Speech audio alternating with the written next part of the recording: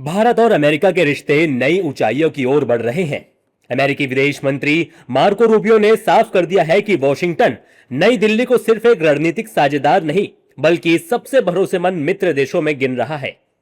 चाहे बात लंबे समय से अटकी ट्रेड डील की हो, राष्ट्रपति डोनाल्ड ट्रंप की संभावित अगले साल होने वाली भारत यात्रा की, या फिर प्रधानमंत्री नरेंद्र मोदी के नेतृत्व में भारत की बढ़ती वैश्विक ताकत की, हर मुद्दे पर अमेरिका का संदेश साफ है।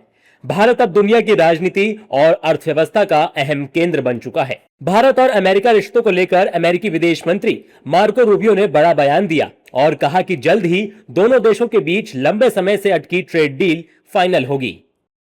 I think it's going fantastic. I mean, it's very strong. We had a great meeting with the Prime Minister, the President did at the G7. We're hoping to finalize a trade deal. We're on the last inches of getting it done, and it's very positive. We look forward to re-engaging again in another Quad meeting very soon. Marco Rubio ने यह भी संकेत दिया कि अगले साल की शुरुआत में राष्ट्रपति डोनाल्ड ट्रंप भारत दौरे पर आ सकते हैं। We're hoping that's what we're working towards sometime early next year to have the president come. And I think it's very positive. India is such a close partner and ally of the United States. And the relationship between the prime minister and the president couldn't be closer, which I think is really important in diplomacy. Rubio ने कहा कि राष्ट्रपति Trump पश्चिमी Asia में शांति इसलिए चाहते हैं ताकि वैश्विक बाजार में तेल की उपलब्धता बढ़े और ऊर्जा संकट कम हो। I would say that one of the reasons why the president has given peace a chance in the Middle East is the desire to see more fuel enter the marketplace for our allies.